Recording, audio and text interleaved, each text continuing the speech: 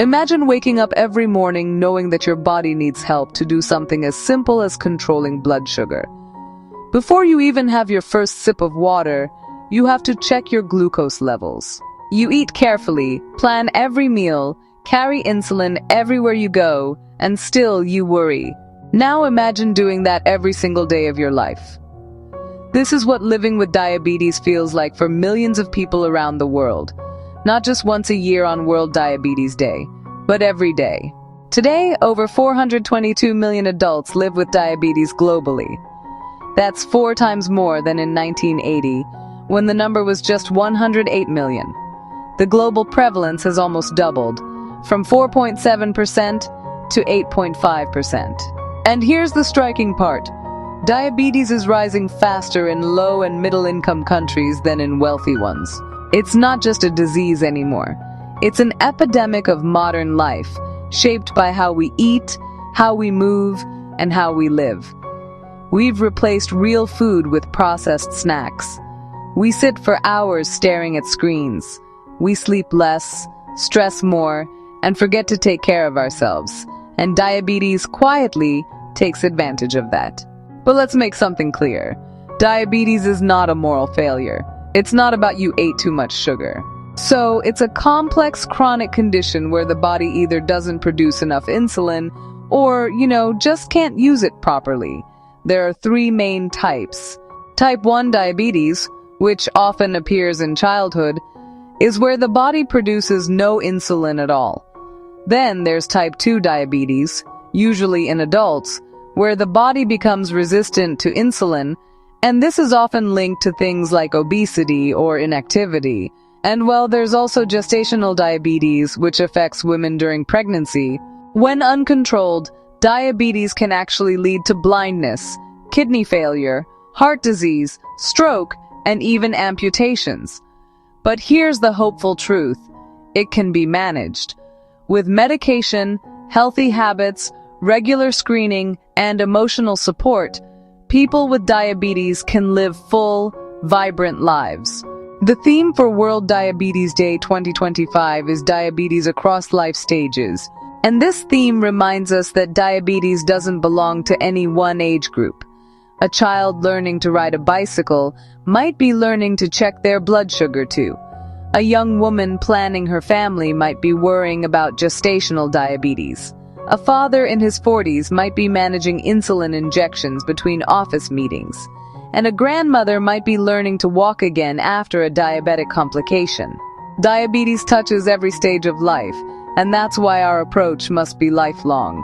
From prevention to care, from education to empowerment. Now let's talk about something that honestly is rarely discussed: diabetes in the workplace. Did you know that 7 out of 10 people living with diabetes are actually of working age? That means they spend most of their day at work, managing deadlines, projects, stress, while also managing a chronic condition. And yet, most workplaces just aren't built with them in mind.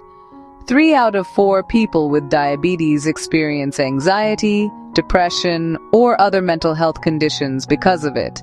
And 4 out of 5 report diabetes burnout, which is the exhaustion that comes from managing something that never really gives you a break. Now imagine being afraid to check your sugar levels at your desk because your colleagues might judge you. Or imagine your manager thinking you're lazy when you're actually dizzy from low blood sugar. This isn't just about health, it's about dignity, empathy, and, honestly, human rights. That's why this year's call to action is, know more and do more for diabetes at work. Employers have a huge role to play. A supportive work environment, one that offers healthy food options, allows flexible breaks, and promotes mental well-being, can change lives. Because, no one should have to choose between their job and their health. In 2022, WHO member states endorsed 5 global diabetes coverage targets for 2030. First, 80% of people with diabetes should be diagnosed. Second, 80% of those diagnosed should have good glycemic control. Third, 80% should have good blood pressure control. Fourth, 60% of people over 40 should receive statins to protect their hearts. And finally, 100% of people with type 1 diabetes should have access to affordable insulin and glucose monitoring tools. These aren't just statistics. They're promises. Promises to millions of families that their loved ones won't be left behind. Because behind every number is a name, a story, a life. If you've ever known someone with diabetes, a parent, a friend, a colleague, you've probably seen their quiet strength, the discipline, the courage, the patience. They live every day balancing between health and normal life, fighting a battle most of us never see. And yet, they keep showing up. For work, for family, for the world. They deserve more than sympathy. They deserve understanding, support, and respect. Back in 2007, the United Nations declared 14th November as World Diabetes Day, recognizing the urgent need to promote health and improve access to care. And, here's something kind of poetic about that date. It's actually the birthday of Sir Frederick Banting, the man who co-discovered insulin in 1922. A discovery that has saved millions of lives. But honestly, a century later, millions still can't afford insulin. Think about that for a moment. The very medicine that keeps people alive is still out of reach for so many. We can do better. We must do better. So what can we ordinary people do? Well, we can start small. Eat real, fresh food. Move a little more each day. Get regular health checkups. And be kinder, especially to those living with chronic illnesses. If you're an employer, create a workplace that supports health, not just productivity. And if you're a policymaker, push for affordable healthcare and insulin access. And if you're living with diabetes, know this: you are not alone. You are strong, capable, and worthy of care and respect.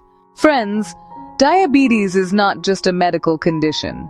It's a mirror reflecting the way we live, the way we treat our bodies, and the way we care for one another.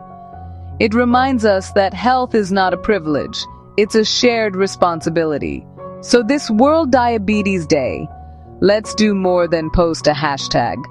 Let's start conversations. Let's educate our families. Let's demand better policies. Let's stand with every person who wakes up each morning to check their blood sugar and still chooses to smile, to work, to dream. Because diabetes may change how they live, but it should never change their right to live fully, freely, and with dignity. Thank you.